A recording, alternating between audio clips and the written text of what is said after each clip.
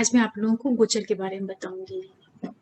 गोचर क्या होता है, गोचर का मतलब क्या है, इसका अर्थ क्या है, गोचर मतलब की ट्रांजिट, इसे कैसे समझें।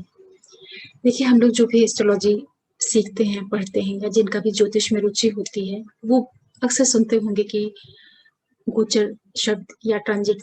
तो इसका मतलब क्या होता है, मैं आपको बिल्कुल ही सामान्य भाषा में बताना चाह रही हूँ कि जिससे आप समझ पाए।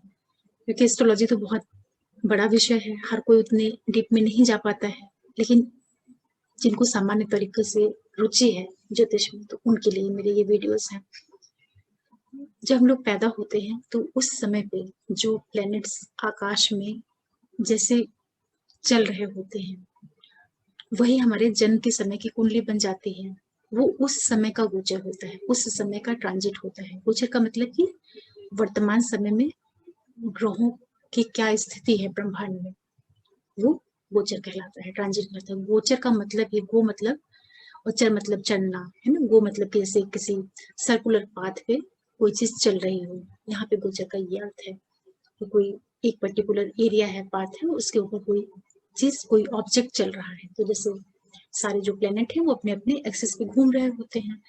तो वही उस समय का, जैसे अभी हम आपसे बात कर रहे हैं, तो ठीक अगर इसी समय टाइम नोट किया जाए और उसको आप डालें सॉफ्टवेयर में, तो आपको पता चल जाएगा कि इसी समय पे जैसे अभी रात के 9:37 हुए हैं, आप इसको सॉफ्टवेयर में डालेंगे तो 9:37 पे आज की तारीख और दिन के हिसाब से आपको मिल जाएगा कि कौन से लगन की पत्रिका है और कौन कौन से प्लेनेट कहाँ पे मूव कर रहे हैं। तो ये अभी तुरंत का प्रेजेंट का गोचर हो गया। और इसी समय अगर कोई बच्चा पैदा हुआ है तो यही इसकी जन्म कुंडली बन जाएगी कि उसके जन्म के समय पे ग्रहों की क्या स्थिति थी। अब ये तो जन्म कुंडली हो गई और इस समय का गोचर हो गया। लेकिन यही जब बच्चा बड़ा हो जाएगा, 10 साल का, 15 साल का, 20 साल का, 50 साल का, तब उस समय जब उसको कोई रिजल्ट लेना होगा, वहां पे गोचर की जरूरत पड़ती है। तो वहां पे जब हमें गोचर की जरूरत पड़ती है तो वो इसीलिए देखते हैं कि उस पर्टिकुलर टाइम पीरियड में जो प्लैनेट्स हैं वो किन किन राशियों में मूव कर रहे हैं, कैसी स्थिति में है। कहने का मतलब है कि जो जन्म के समय जो आपके प्लैनेट्स जिस राशि में बैठ गए थे वो तो उस समय का हो गया। लेकिन जब आप किसी हाउस का रिजल्ट ले रहे हैं, या कोई व्यक्ति आपके पास पूछने के लिए, या कोई क्लाइंट आपके पास आया अपने बारे में जानने के लिए कि मेरे फाइनेंस की क्या स्थिति है, या मेरे हेल्थ की क्या स्थिति है, मेरी मैरिज की क्या स्थिति है, बच्चों की क्या स्थिति है, मतलब कि 12 भाव में से किसी भी हाउस से रिलेटेड अगर कोई क्वेश्चन कर रहा है, तो वहां पर हमें ट्रांजिट की जरूरत होती है। वहां पे हम देखते हैं कि प्रेजेंट टाइम में कौन कौन से प्लैनेट किन किन राशियों में मूव कर रहे हैं, वो उस समय का गोचर होता है। तो गोचर का बड़ा महत्व होता है, इसकी बड़ी इंपॉर्टेंस है एस्ट्रोलॉजी में। उसके बिना जो कुंडली का प्रिडिक्शन होता है वो नहीं हो पाता है।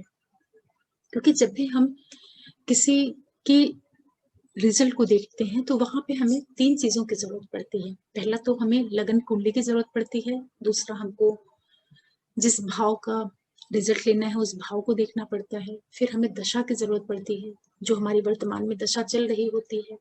एक लग्न कुंडली के ग्रह हो गए और दूसरी हमारी दशाएं क्या है, और तीसरा जो है ट्रांजिट। तो लग्न कुंडली में जो बैठे हुए ग्रह होते हैं और जो हमारी दशा चल रही होती है, जो भी दशा का मतलब है कि जो भी हमारी महादशा अंतर प्रत्यंता चल रही होती है, और उसी पे हमें गोचर को लगा करके परिणाम निकालना पड़ता है।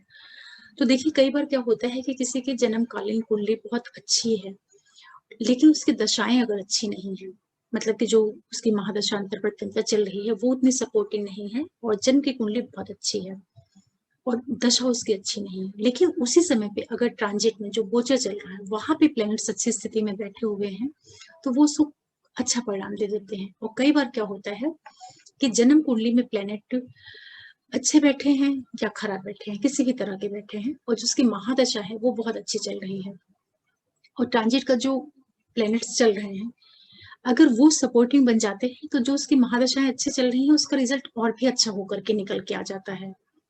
और अगर मान लिया कि महादशा उसकी उतनी अच्छी नहीं चल रही है, डेबिया उसकी उतनी अच्छी नहीं चल रही है, लेकिन गोचर उसका अच्छा चल रहा है, तो उसको परिणाम कुल मिलाकर के अच्छा मिल जाता है। कई बार क्या होता है कि उसकी महादशाएं भी खराब होती हैं और ट्रांजिट में जो प्लेनेट चल रहे होते हैं वो भी बहुत खराब स्थिति में रहते हैं, तो वहां पर उस व्यक्ति को फिर बहुत ज्यादा नुकसान हो जाता है।